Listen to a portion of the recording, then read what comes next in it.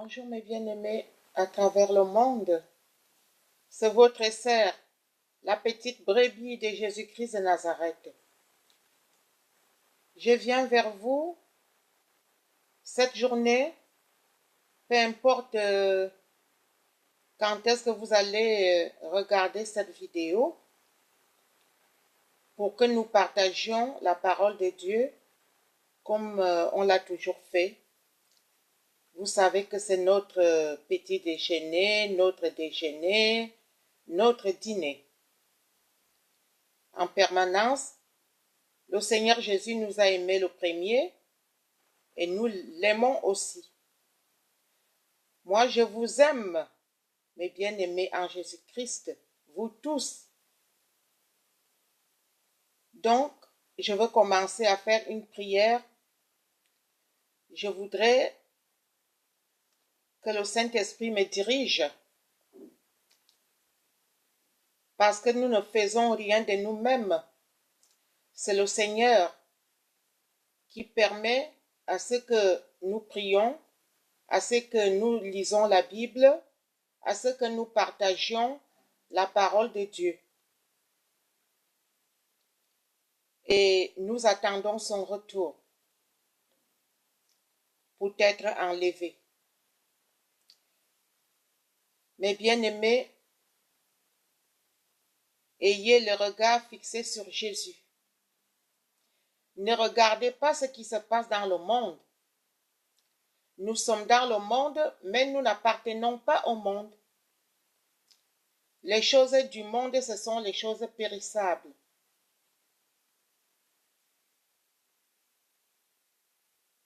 Aujourd'hui, Seigneur Jésus, me voici devant toi. Et ton peuple est devant toi aussi, Seigneur. Tout ce que je fais, c'est pour la gloire de ton nom. La parole que je veux prêcher cette journée, c'est comme une goutte d'huile dans la mer. Mais toi, tu connais toutes choses. Seigneur, je voudrais que toute personne qui va regarder cette vidéo, que cette personne soit exhortée, consolée, que tu visites toutes les personnes qui vont regarder cette vidéo. Seigneur Jésus, habillé de ta sainte justice, je viens laver ma robe dans le sang de l'agneau. Et ton sang précieux me lave de tout péché. Si ce n'est qu'à toi, où irai-je? C'est toi qui as les clés de la mort et de ces jours de mort. Et je sais qu'un jour mes yeux te verront tel que tu es dans ta gloire, Seigneur. Je te loue ce matin, je te bénis, je te glorifie parce que tu en es digne. Et je confesse de mes lèvres que tu es le Fils de Dieu et que tu as été ressuscité des morts le troisième jour et que tu règnes éternellement, couronné de gloire et assise à la droite de notre Père éternel. Tout pouvoir t'a été donné sur le ciel et sur la terre, et tu es au-dessus de toutes les dominations, de toutes les principautés, de toutes les autorités, même ceux qui sont assises dans les lieux célestes. Et tu nous as donné ce pouvoir de marcher sur des scorpions et des serpents venimeux. C'est pour cela, ce matin, Seigneur, je couvre tout ton peuple qui va regarder cette vidéo par ton sang précieux que tu as versé sur la croix au mont Golgotha. Au nom de Jésus-Christ de Nazareth, je prends autorité, je renverse toutes les montagnes doivent être aplanies au nom de Jésus-Christ de Nazareth. Les montagnes de la maladie, les montagnes de la sorcellerie, les montagnes des sciences occultes, les montagnes de magie, les montagnes des incantations,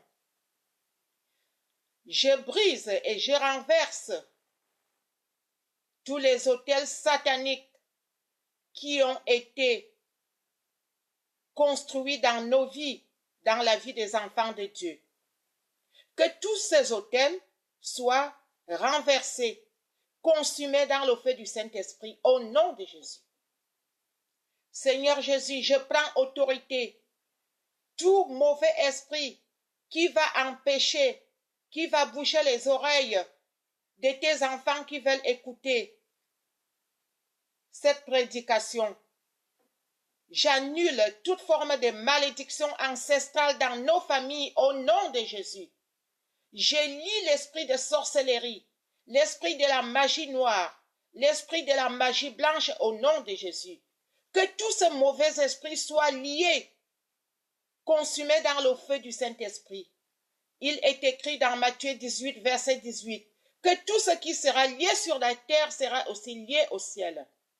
C'est pour cela, ce matin, Seigneur, je prends autorité au nom de Jésus-Christ de Nazareth, parce que tu nous as donné ce pouvoir de marcher sur des scorpions et des serpents venimeux. Je te bénis, je te rends grâce, je te glorifie parce que tu en es digne. Tu es le Fils de Dieu et tu es le Roi des rois. Ainsi que toi, Père éternel, tu es mon Dieu, il n'y a pas d'autre Dieu au-dessus de toi. Je te prie en esprit et dans la vérité. Père éternel, c'est toi qui es le créateur du ciel, de la terre et de la mer. Bénis ton peuple qui va visionner cette vidéo, Père. Père éternel, tu es miséricordieux et compatissant. Tu es lent à la colère et tu es riche en bonté. Là où le péché abonde, c'est là que la grâce sera abonde aussi. Je te prie en esprit et dans la vérité. Tu es le roi des rois, tu es le Seigneur des seigneurs. Ton nom est confessé jusqu'à l'extrémité de la terre. Tu sais tout, tu vois tout, tu connais tout et tu contrôles tout. Je prends ce moment, Seigneur, et je le remets entre tes mains. Dirige-moi par la puissance du Saint-Esprit. Gloire, honneur, puissance à l'agneau de Dieu. Amen. Bien-aimés, je viens vers vous pour que nous partagions cette parole qui est la parole de Dieu. L'intitulé, c'est « Nécessité de la repentance ». C'est dans Ésaïe 59 jusqu'à 15. Bien-aimés, la repentance est une nécessité. Vous savez, Dieu pardonne tous les péchés. Le seul péché que Dieu ne pardonne pas, c'est le péché qu'on ne se repent pas. Parce que quand on ne se repent pas de ses péchés, on tombe dans l'orgueil. Dieu résiste aux orgueilleux, et il fait grâce aux humbles. Quel que soit votre péché que vous aviez péché, et que aucun homme sur la terre n'a jamais été au courant. Si vous ne vous repentez pas, vous ne sortez pas de votre bouche ce que vous aviez fait, vous ne pouvez pas être pardonné. C'est pour cela que le Seigneur nous demande de nous repentir. On se met dans sa chambre, on confesse son péché devant le Seigneur. Que Seigneur, pardonne-moi pour telle ou telle chose que j'avais fait. Et le Seigneur sait que tu reconnais ton péché. C'est ce qu'on appelle la repentance. Donc, on va lire la parole de Dieu, mes bien-aimés.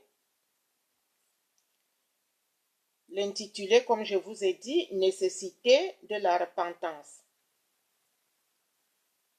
Non, la main de l'Éternel n'est pas trop courte pour sauver. ni son oreille trop dure pour entendre. Mais ce sont vos crimes qui mettent une séparation entre vous et votre Dieu. Ce sont vos péchés qui vous cachent sa face et l'empêchent de vous écouter, car vos mains sont souillées de sang et vos doigts de crime. Vos lèvres profèrent le mensonge. Votre langue fait entendre l'iniquité. Nul ne se plaint avec justice. Nul ne plaide avec droiture. Ils s'appuient sur des choses vaines et disent des faussetés. Ils conçoivent le mal et enfantent le crime. Ils couvent des œufs de basilic et ils tissent des toiles d'araignée. Celui qui mange de leurs œufs meurt.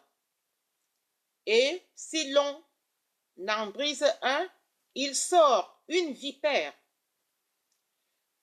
Leurs étoiles ne servent point à faire un vêtement, et ils ne peuvent se couvrir de leurs ouvrages.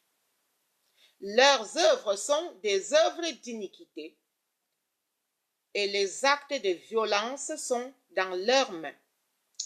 Leurs pieds courent au mal, et ils ont hâte de répandre le sang innocent. Leurs pensées sont des pensées d'iniquité. Le ravage et la ruine sont sur leur route. Ils ne connaissent pas le chemin de la paix, et il n'y a point de justice dans leur voie. Ils prennent des sentiers détournés. Quiconque y marche ne connaît point la paix.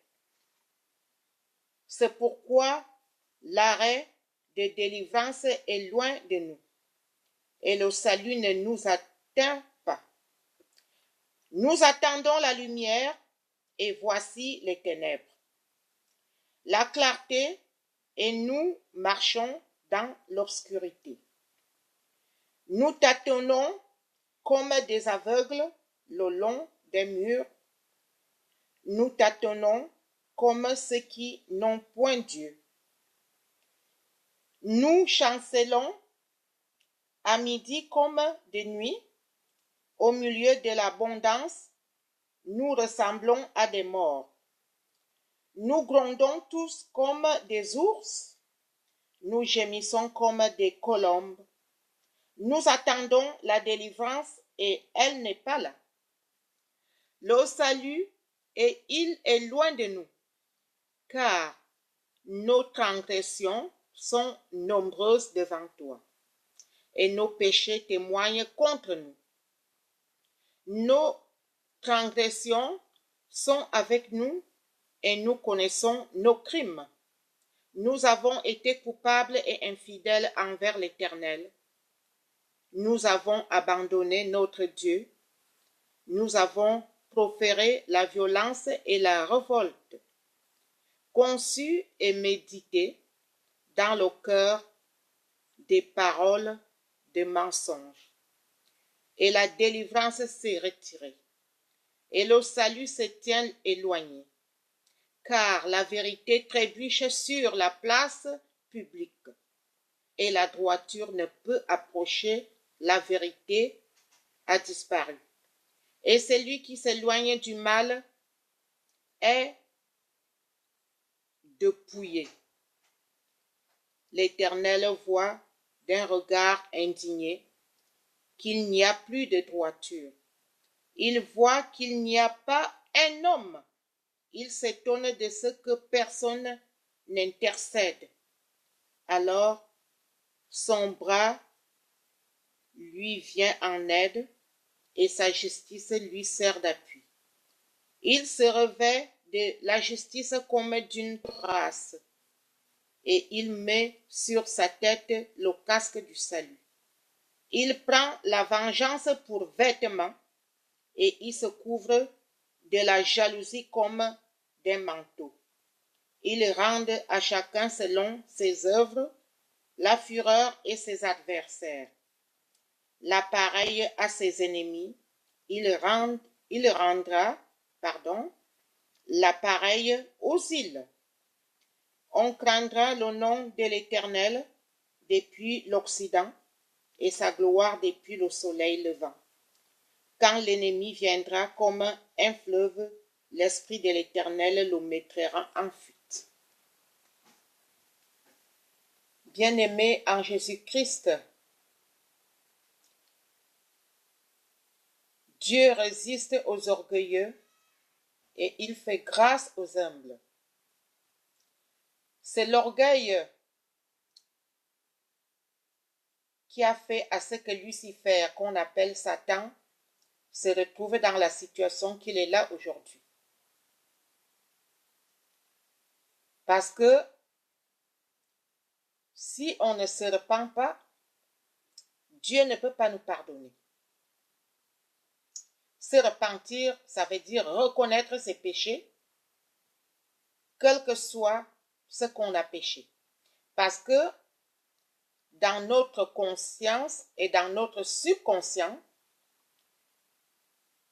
quand on fait du mal, on le sait. Dieu n'aime pas la vengeance. Dieu n'aime pas la rancune. Si on ne pardonne pas aux autres, Dieu ne peut pas nous pardonner. Donc, il y a des moments, on se dit, on n'est pas béni de Dieu. Il faut que nous nous entrons en nous-mêmes. Parce que si on est rancunier, on est médisant, on fait la sorcellerie, on fait les pratiques magiques,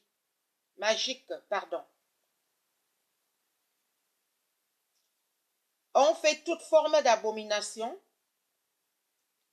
mais on voudrait tout simplement que Dieu nous pardonne et on se dit qu'on est enfant de Dieu. Il est écrit dans la parole de Dieu que ce n'est pas ceux qui écoutent la parole de Dieu qui sont enfants de Dieu. C'est ceux qui mettent la parole de Dieu en pratique. Bien-aimés en Jésus-Christ, Dieu n'aime pas l'hypocrisie. Repentons-nous, Seigneur, devant le Seigneur, s'il vous plaît, parce que si nous ne nous repentons pas, nous ne pouvons pas avoir la miséricorde de Dieu. C'est pour cela, ce que je venais de vous lire, c'est à cause de nos péchés que Dieu ne nous écoute pas. À cause de la non-repentance, que Dieu ne nous écoute pas et qu'on n'est pas béni. S'il vous plaît, mes bien-aimés. La rancune, quand on garde rancune, on bloque ses bénédictions. Bon, ce n'est pas facile parfois de pardonner. Parce qu'il y a des choses,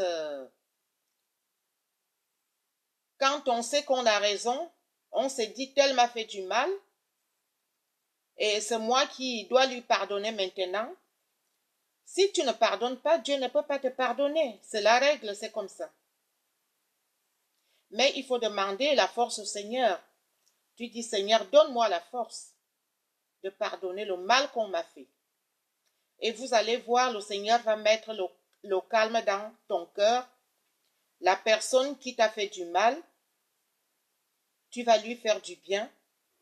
Et peut-être même quand tu le rencontres, tu vas l'embrasser. Bien-aimé, pour marcher avec le Seigneur, il faut obéir à la parole de Dieu. Parce que si on n'obéit pas à la parole de Dieu, Dieu ne peut pas nous pardonner. Il faut le pardon, il faut se repentir, il faut se sanctifier. La vie d'un enfant de Dieu n'est pas facile. Les choses de la terre, ce sont des choses périssables. Bien sûr que quand on a un compte en banque qui est plein, on est content.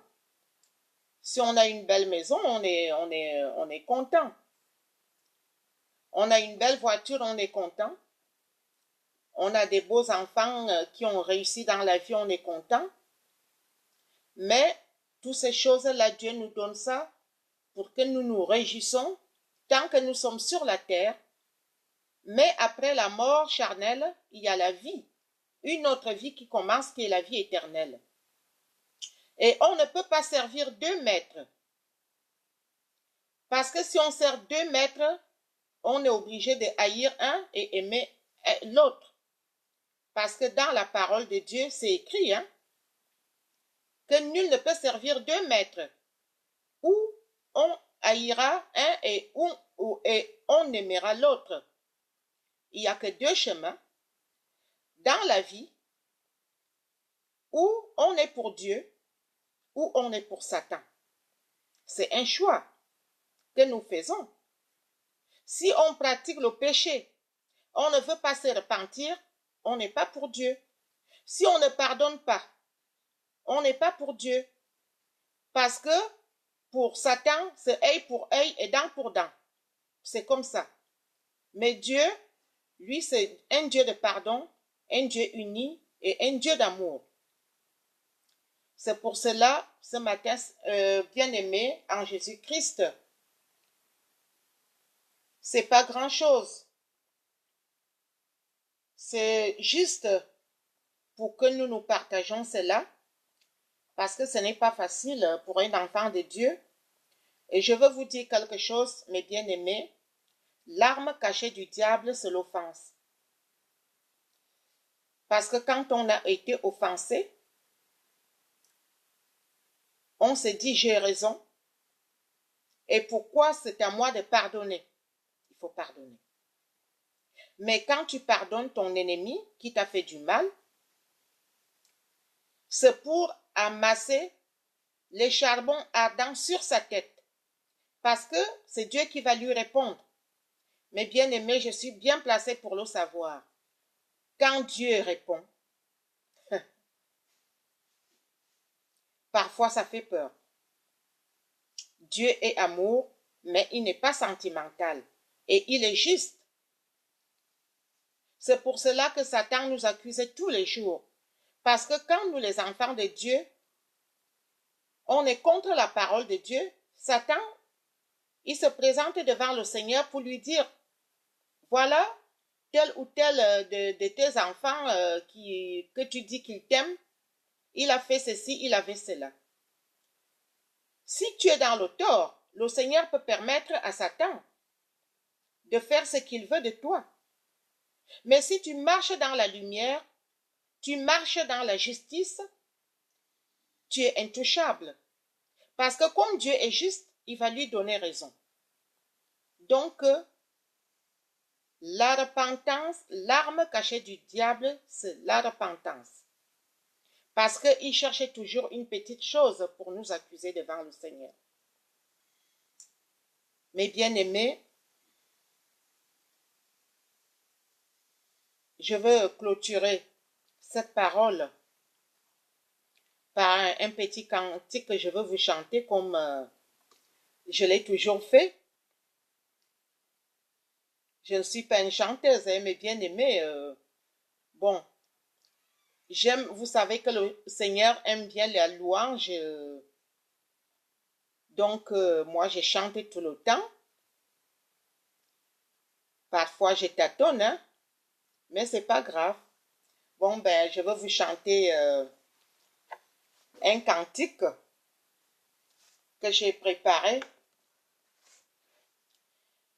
C'est l'intitulé, c'est Tu es venu jusqu'à nous.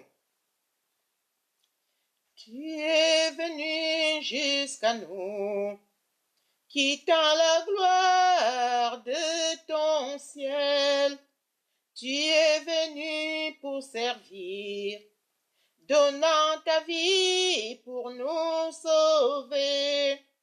Dieu Tout-Puissant, Roi serviteur, Tu nous appelles tous à te suivre et à t'offrir nos corps en sacrifice. À toi l'honneur, roi serviteur, dans le jardin des douleurs, où mon fardeau brisa ton cœur. Tu dis adieu dans ta peine, ta volonté, non la mienne. Dieu tout-puissant, roi serviteur, tu nous appelles tous à te suivre et à t'offrir nos corps en sacrifice. À toi l'honneur, roi serviteur. Voyez ses mains et ses pieds, pour nous témoins du sacrifice. Les mains qui tiennent la terre, se livrent au clou de la colère. Dieu tout-puissant, roi serviteur, tu nous appelles tous à te suivre et à t'offrir nos corps en sacrifice. À toi l'honneur, roi serviteur. Apprenons donc à servir, en laissant Christ régner en nous, car en aimant nos prochains, c'est Jésus-Christ que nous servons. Dieu tout-puissant, roi serviteur, tu nous appelles tous à te suivre et à t'offrir nos corps en sacrifice. À toi l'honneur, roi serviteur. Seigneur Jésus, je te bénis, je te rends grâce, je te glorifie parce que tu en es digne. Tu es le roi des rois, tu es le Seigneur des seigneurs. Merci Seigneur pour cette parole qui a fait du bien à ton peuple. Merci pour ton amour. Merci pour ta fidélité. Merci pour ta patience pour nous. Tu es mon rédempteur et mon bouclier. Tu fais ma force, mon Dieu. Ainsi que toi, Père éternel, tu es mon Dieu. Il n'y a pas d'autre Dieu au-dessus de toi. Je te prie en esprit et dans la vérité. Gloire au Père, au Fils, par le Saint-Esprit. Amen.